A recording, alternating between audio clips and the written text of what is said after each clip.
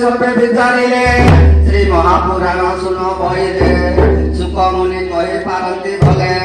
সেবা কর তাଙ୍କ চরণ তলে নৃସିଂହ କହିଲେ কবি ঘর বারে শ্রুতি পদে তু নহে তোরে জীব মাতা